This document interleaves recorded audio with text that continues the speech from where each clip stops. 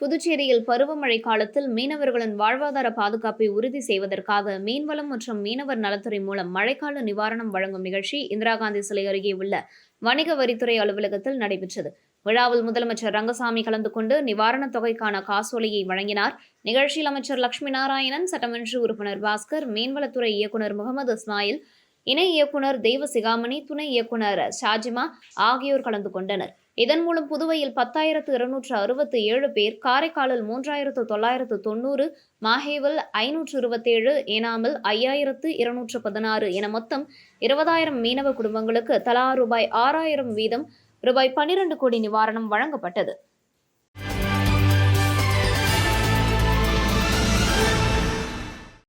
புதுச்சேரியில் தலைக்கவசம் அணியாமல் இருசக்கர வாகனங்களில் பயணம் செய்த சுற்றுலா பயணிகளுக்கு ரூபாய் 1000 அபராதம் விதித்து வந்த காவல்துறையினரிடம் உருளையன்பேட்டை தொகுதி சட்டமன்ற உறுப்பினரும் நமது மக்கள் கழக தலைவருமான நேரு என்கின்ற குப்புசாமி, புதுச்சேரிக்கு சுற்றுலா வருபவர்கள் விதிகளை அறியாமல் தவறுதலாக ஹெல்மெட் அணியாமல் சென்றிருக்கலாம் என்பதால் அவர்களுக்கு முதல் முறையாக விழிப்புணர்வு ஏற்படுத்தி அபராதம் விதிப்பு இல்லாமல் எச்சரிக்கை செய்து அனுப்ப வேண்டும் என்று அவர் காவல்துறையினரிடம் கேட்டுக்கொண்டார்.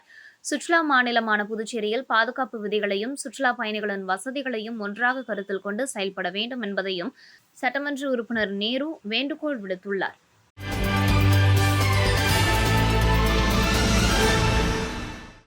உருவாகியுள்ள ட்விட்டா புயல் காரணமாக புதுச்சேரியில் அதிகாலை முதல் மழை பெய்ய துவங்கியுள்ளது. மேலும் புயல் எச்சரிக்கை காரணமாக புதுச்சேரி துறைமுகத்தில் 4ஆம் எண் புயல் எச்சரிக்கை கூண்டு ஏற்றப்பட்டுள்ளது. தொடர்ந்து புயல் பாதிப்பு நடவடிக்கைகளில் மேற்கொள்ள 2 பேரிடர் மீட்பு குழுவினர் புதுச்சேரி வந்தனர். மேலும் பொதுமக்கள் தேவையில்லாமல் வெளியே செல்வதை தவிர்க்குமாறு பொதுமக்களுக்கு மாவட்ட ஆட்சியர் குலோத்துங்கன் அறிவுறுத்தியுள்ளார்.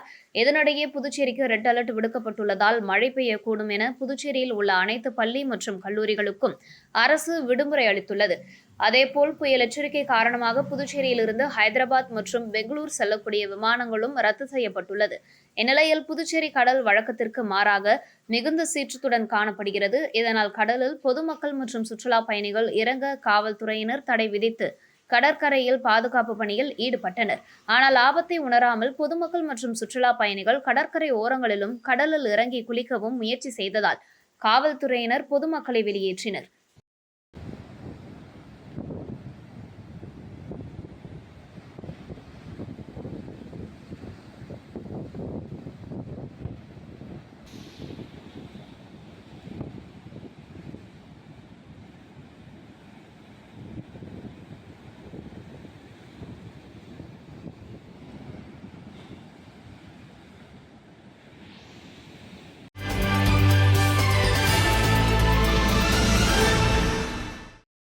தமிழக வெற்றிக் கழகத்தில் புதுச்சேரி பாரதிய ஜனதா கட்சி முன்னாள் தலைவர் சாமிநாதன் மற்றும் காரைக்கால் மாவட்ட முன்னாள் அதிமுக சட்டமன்ற உறுப்பினர் ஆசானா தமிழக வெற்றிக் கழகத்தில் இணைந்து கொண்டதன் பெயரில் தமிழக வெற்றிக் கழகம் சார்பில் புதுச்சேரி எல்லையான கனகசெட்டிக்குளம் பகுதியில் சிறப்பு வரவேற்பு அளிக்கப்பட்டது.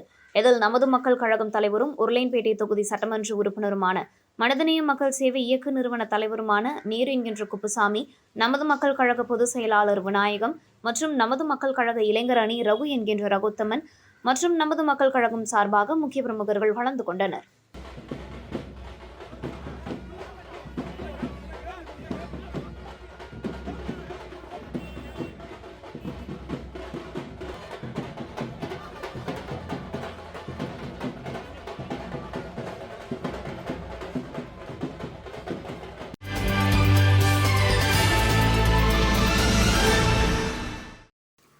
மது பாட்டில்களை டாஸ்மாக் கடையில் திருப்பி கொடுத்தால் 10 ரூபாய் தரப்படும் என தமிழக அரசு அறிவித்த நிலையில் பல மாவட்டங்களில் இதனை செயல்படுத்த டாஸ்மாக் நிர்வாகம் முயற்சி செய்து வருகிறது. இந்த நிலையில் விழுப்புரம் மாவட்டத்திலும் இதனை நடைமுறைப்படுத்த வேண்டும் என டாஸ்மாக் நிர்வாகம் சார்பில் தெரிவித்துள்ளனர். இந்த நிலையில் விழுப்புரம் மாவட்டத்தில் மது பாட்டில் வைப்பதற்கு போதிய இடவசதி இல்லை என்பதாலும், மேலும் ஊழியர்கள் பற்றாக்குறை காரணத்தினாலும் பாட்டில் திரும்ப வாங்கி வைப்பதற்கு இடவசதி இல்லை, காலி பாட்டில்களுக்கு 10 ரூபாய் கூடுதலாக கேட்பது போன்ற கோரிக்கைகளை வலியுறுத்தி விழுப்புரம் மாவட்டத்தில் உள்ள டாஸ்மாக் ஊழியர்கள் டாஸ்மாக் கடையை அடைத்து தங்களது எதிர்ப்பை தெரிவித்தனர்.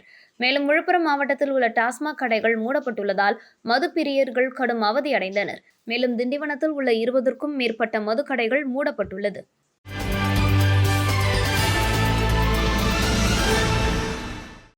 திண்டிவனம் அருகே கீழ்நிமிலி கிராமத்தை சேர்ந்த முன்னாள் ஊராட்சி மன்ற தலைவர் பாஸ்கர் பல வருடங்களாக தனது பட்டா நிலத்திற்கு அருகில் உள்ள 20 சென்ட் அரசு நில பாதையை பயன்படுத்தி வருகிறார். அருகில் உள்ள வட நெற்குணம் கிராமத்தை சேர்ந்த ஏழுமலை, வெங்கடேசன், முருகன், மூர்த்தி, மணிகண்டன் உள்ளிட்டோர் தங்களுக்கும் மாற்று வழி இருந்த போதிலும் அந்த அரசு நிலத்தில் புதிய பாதை அமைக்க தாசில்தாரிடம் மனு அளித்ததால் நிர்வாகம் புதிய பாதை அமைக்கும் முயற்சியில் இறங்கியது. இதற்கு பழைய பாதை இருக்கும் நிலையில் புதிய பாதை அமைத்தால் தர்பூசணி பயிர்கள் சேதமடையும் என பாஸ்கர் எதிர்ப்பு தெரிவித்து இரு தரப்பினரிடையே மோதல் நிலை உருவானதை அடுத்து தாசில்தார் இருவரையும் அழைத்து பேச்சுவார்த்தை நடத்தி 20 சென்ட் அரசு நிலத்தை யாரும் பயன்படுத்தக்கூடாது என உத்தரவிட்டார். வழக்கு நீதிமன்றத்தில் நிலுவையில் இருந்தபோதும் சிலர் இரவில் சாலை அமைக்க முயற்சித்ததால் பாஸ்கர் விவசாய பொருட்களை எடுத்து செல்ல முடியாத நிலை ஏற்பட்டதாக மாவட்ட ஆட்சியரிடம் புகார் அளித்ததுடன் தன்னை மிரட்டுவதாக வடநெற்குணம் கிராமத்தை சேர்ந்தவர்களை எதிர்த்து பிரம்மதேசம் காவல் நிலையத்தில் புகார் செய்துள்ளார்.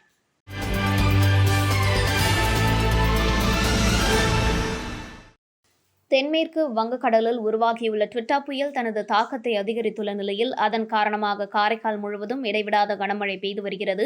காரைக்கால் நகரம் மட்டுமல்லாமல் திருநள்ளாறு, கோட்டுச்சேரி, நெடுங்காடு, நிரவி, திருப்பட்டினம், கீழக்கரை உள்ளிட்ட பல புறநகர் பகுதிகளிலும் இடைவிடாத மழை பதிவாகி வருகிறது. பல இடங்களில் ஓடைகளும் சாலைகளும் நீரால் நிரம்பியுள்ளதால் வாகன போக்குவரத்து மந்தமானது. இரவு தொடங்கிய மழை அதிகாலை வரையும் தொடர்ந்ததால் காரைக்கால் முழுவதும் கடும் குளிர்ச்சியான காலநிலை நிலவுகிறது. சில வீதிகளில் நீர் தேங்கியதால் இருசக்கர வாகன ஓட்டிகள் வழுக்கி விழும் அபாயம் அதிகரித்துள்ளதாக காவல்துறை எச்சரிக்கை விடுத்துள்ளது. ட்விட்டா புயல் காரணமாக கடலில் அலைச்சலின் உயரம் அதிகரித்து வருவதாக காரைக்கால் மீனவர்கள் கடலுக்கு செல்ல வேண்டாம் என வானிலை ஆராய்ச்சி மையம், பெருங்கானித்துறை மற்றும் மாவட்ட நிர்வாகம் மீண்டும் அறிவுறுத்தியுள்ளது. ஏற்கனவே பல மீனவர் கிராமங்களில் எச்சரிக்கை ஒலிவண்டிகள் மூலம் அறிவுறுத்தல்கள் வழங்கப்பட்டுள்ளன. காரைக்கால் மாவட்ட ஆட்சியர் தலைமையில் நிர்வாக குழுவினர் நிலைமையை தொடர்ந்து கண்காணித்து வருகின்றனர். நீர் தேங்கும் பகுதிகளில் தேவையான நடவடிக்கைகள் எடுக்கப்பட்டு வருகின்றன. அவசர கால உதவி எண்கள் பொதுமக்களிடம் பகிரப்பட்டுள்ளன.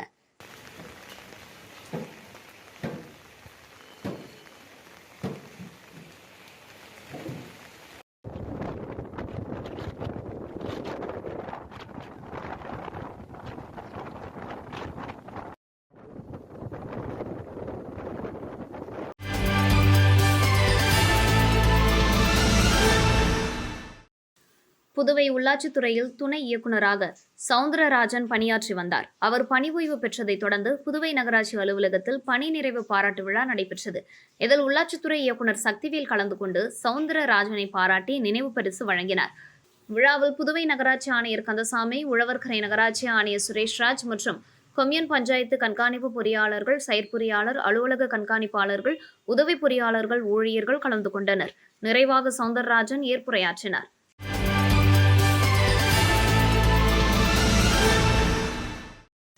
ஏனாம் அரசு ஊழியர்கள் சம்மேளனம் பொதுக்குழு கூட்டம் நடைபெற்றது.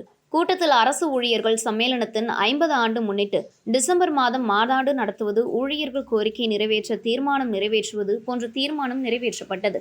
கூட்டத்திற்கு ஏனாம் அரசு ஊழியர்கள் சம்மேளனம் தலைவர் கோபிநாத், பொதுச் செயலாளர் பிரசாத், அமைப்பு செயலாளர் வெங்கட், புதுச்சேரி அரசு ஊழியர்கள் சம்மேளனம் கௌரவ தலைவர் பிரேமதாசன், செயல் தலைவர் ராதாகிருஷ்ணன், பொதுச் செயலாளர் முனுசாமி, ஆலோசகர் அனந்த கணபதி, அமைப்பு செயலாளர் கலியபெருமாள், ஏனாம் நகராட்சி கிருஷ்ணன், ராம்பாபு மற்றும் NRHM ஆஷா போன்ற ஊழியர்கள் கலந்து கொண்டனர்.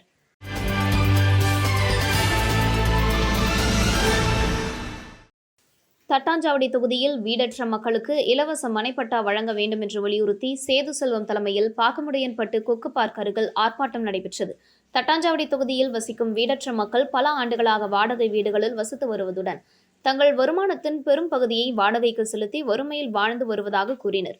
இவர்களுக்கு வீட்டுமனை பட்டா அல்லது அடுக்குமாடி குடியிருப்பு வழங்க வேண்டும் என்ற கோரிக்கையுடன் இந்த ஆர்ப்பாட்டம் நடைபெற்றது. புதுப்பேட்டை, வேலன் நகர், கவுண்டம்பாளையம், சுப்பையா நகர், தட்டாஞ்சாவடி, பொய்யாக்குளம், முத்துலிங்கம்பேட்டை போன்ற பகுதிகளில் கோவில் மனைகளில் வசிக்கும் மக்களுக்கு இலவச மனைப்பட்டா வழங்க வேண்டும் என்றும், புதுப்பேட்டை முருகேசன் நகரில் அரசு கையகப்படுத்திய நிலத்தில் இலவச மனைப்பட்டா அல்லது அடுக்குமாடி குடியிருப்பு கட்டி வழங்க வேண்டும் என்றும், நீண்ட காலமாக பொய்யாக்குளத்தில் வசிக்கும் மக்கள் மனைப்பட்டா வழங்க நடவடிக்கை எடுக்க வேண்டும் என்றும் ஆர்ப்பாட்டக்காரர்கள் கோரிக்கை விடுத்தனர். சேது செல்வம் தலைமையில் நடைபெற்ற இந்த போராட்டத்தில் புதுப்பேட்டை அவைநகர், செயின்ட் பால்பேட், பாக்கமுடையன்பட்டு, முத்துலிங்கப்பேட்டை, லட்சுமி நகர், சின்னையன்பேட்டு, வினோபா நகர், அனந்தபுரம், தமிழண்ணை நகர், கவுண்டம்பாளையம், குண்டுப்பாளையம், சுப்பையா நகர் மற்றும் தட்டாஞ்சாவடி உள்ளிட்ட பகுதிகளிலிருந்து பொறுப்பாளர்கள் மற்றும் பொதுமக்கள் கலந்து கொண்டனர். கொட்டும் மழையிலும் தட்டாஞ்சாவடி தொகுதியை சேர்ந்த 300க்கும் மேற்பட்ட மக்கள் திரண்டு கலந்து கொண்டது குறிப்பிடத்தக்கது. புதுப்பேட்டை கோயில் மனையில் குடியிருக்கும் மக்களுக்கு பட்டா வழங்க. பொய்யாக்குளம் மக்களுக்கு மனை பட்டா வழங்கிடு. உயர்த்திடு உயர்த்திடு. பொய்யாக்குளம் பகுதியை மண்ணடித்து உயர்த்திடு. வழங்கிடு வழங்கிடு. ஏழை எளிய மக்கள் எல்லாம் வாடகை வீட்டில் வசிக்கிறாங்க. வழங்கிடு.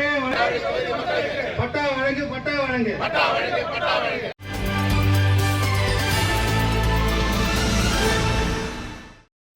மணவெளி தொகுதிக்குட்பட்ட டிஎன் பாளையம் பகுதியில் உள்ள பரமசிவம் தமிழ்செல்வி என்பவரது வீட்டின் சிமெண்ட் கூரை மேல் கடந்த ஓராண்டுக்கு முன்னர் அருகில் உள்ள தெருவிளக்கின் மின்கம்பம் உடைந்து விழுந்துள்ளது.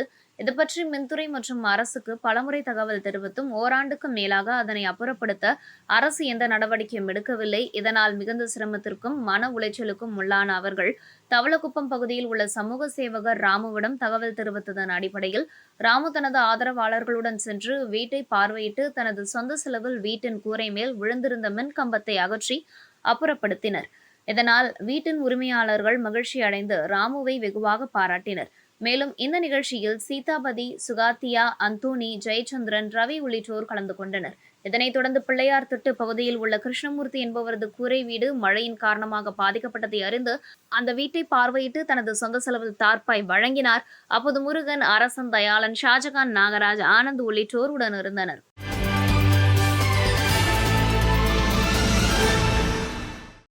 இலங்கையை ஒட்டிய தென்மேற்கு வங்கக்கடலில் உருவாகியுள்ள ட்விட்டா புயல் காரணமாக புதுச்சேரி, காரைக்கால் உட்பட கடலோர மாவட்டங்களுக்கு அதிக கனமழைக்கான ரெட் அலர்ட் கொடுக்கப்பட்டுள்ளது.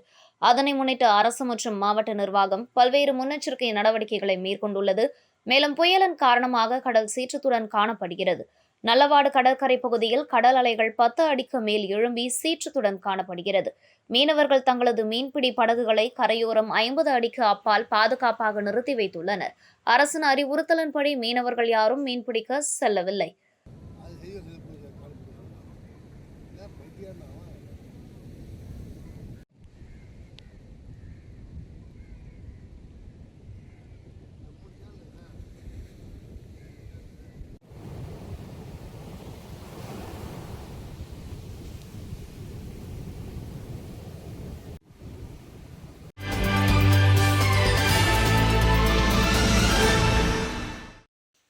புதுச்சேரியில் டிசம்பர் 5ஆம் தேதி தமிழக வெற்றிக் கழகம் சார்பில் அதன் தலைவர் நடிகர் விஜய் பங்கேற்கும் ரோட் ஷோவிற்கு அனுமதி கேட்டு புதுச்சேரி தமிழக வெற்றிக் கழக நிர்வாகிகள் கடந்த புதன்கிழமை புதுச்சேரி காவல்துறை தலைமையகத்தில் டிஜிபியிடம் மனு அளித்திருந்தனர்.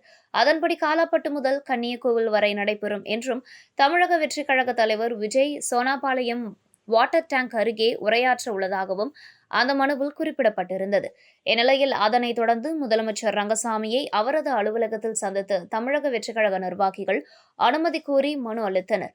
இந்நிலையில் ரோட் ஷோவிற்கு இதுவரை புதுச்சேரி காவல்துறை அனுமதி அளிக்காததால் தமிழக வெற்றிக் கழக பொதுச் செயலாளர் ஆனந்த் டிஜிபியை காவல்துறை தலைமை அலுவலகத்தில் சந்திக்க வந்தபோது அங்கு டிஜிபி இல்லாததால் ஐஜி மற்றும் காவல்துறை முதுநிலை கண்காணிப்பாளர் ஆகியோரை சந்தித்து அனுமதி கோர இருந்த நிலையில் அவர்கள் புயல் காரணமாக பாதுகாப்பு குறித்து ஆய்வுக்கு சென்றதால் தமிழக வெற்றிக் கழக பொதுச் செயலாளர் ஆனந்த் யாரையும் சந்திக்காமல் காவல்துறை தலைமை அலுவலகத்திலிருந்து புறப்பட்டு சென்றார்.